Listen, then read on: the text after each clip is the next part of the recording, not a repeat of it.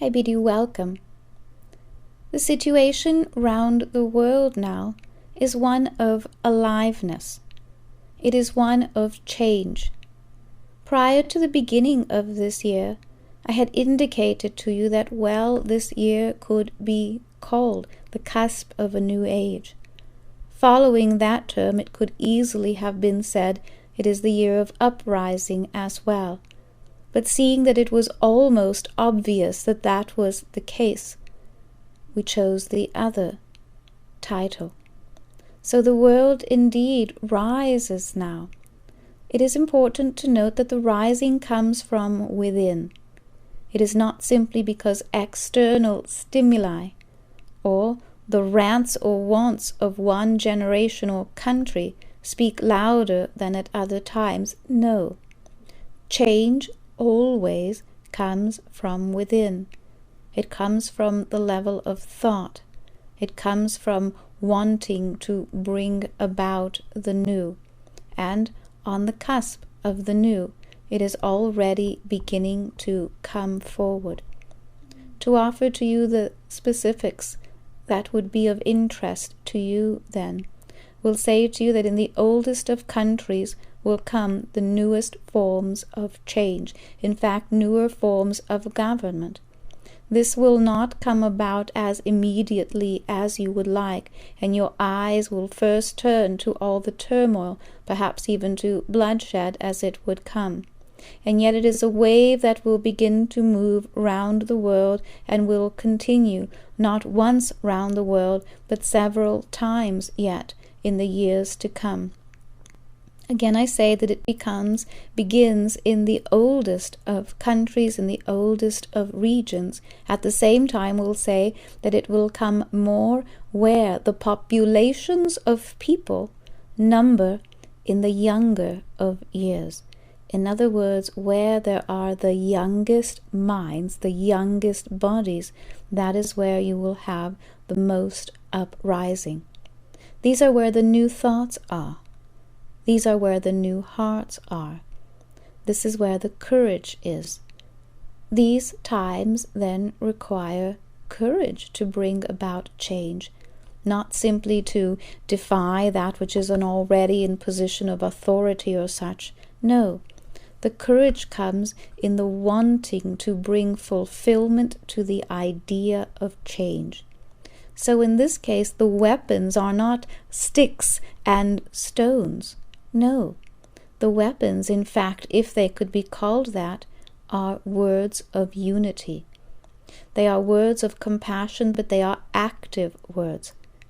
They are words that unite, that string beads, if you like, one after another, making or completing a round or a circle. And the more rounds that are completed, the more whole each one of these thoughts become. And as the thoughts become more whole, they will draw more attention, awareness, and the active force that wholeness inspires. So in the world round you then, just as in the countries that now experience difficulties, there is to be a breaking with tradition. There is to be a breaking with the old and a bringing forth of new. In some countries it will be born of turmoil, in others it will be a very peaceful transition. So do not always assume that this wave that begins here and then moves to there will be a wave of violence. In each case, it is the ones that bring forth the whole thought that have the ability to begin with compassion, to begin with an extended thought or an extended hand. Then it will fall to those that receive it, how they will share that or what they will extend in case. Eventually, these forms of change or the wave will make its way to the newer countries as well, and it will have a unique and somewhat different message for these countries. To be specific, it is not simply a time to overthrow a government or a dictatorship. It is not simply a time to bring about a few more human rights. It is change that is sweeping the world. The next changes to come, the next uprisings will be from those that cannot feed themselves in the ways that they did. The next uprisings will be not only for those that cannot educate themselves or cannot form for themselves thoughts regarding their future. It will be simple and basic ideas of resources. Where is the available food? Where is the available water? You will note, and perhaps already have, that very common resources such as wheat and sugar are on the rise price-wise.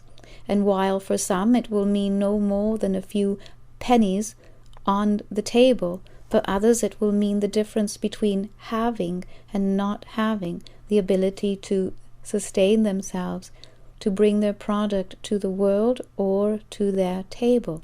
This will bring about a different kind of uprising as well. While you can look to one country now and say, well, it is because their form of government is not supported by the world, could you say the same to all of the farmers that bring about sugar or wheat around the world, for instance, you see? So here you will have a different kind of brotherhood that brings an uprising, one that will reach across borders and boundaries and even shores. So the time of change is upon the world now, sweet ones. Do not look to the news that you see and assume it is there and not here. There is here, regardless of where you are. Do not fear this kind of change. Again, do not assume that it is only with violence that one can bring about an overthrow. See how easily you can overthrow one of your thoughts that no longer serve you in favor of new ones that lead to the kind or way of life that you feel more strongly in kinship with. The gift of those that rise up now is in their union.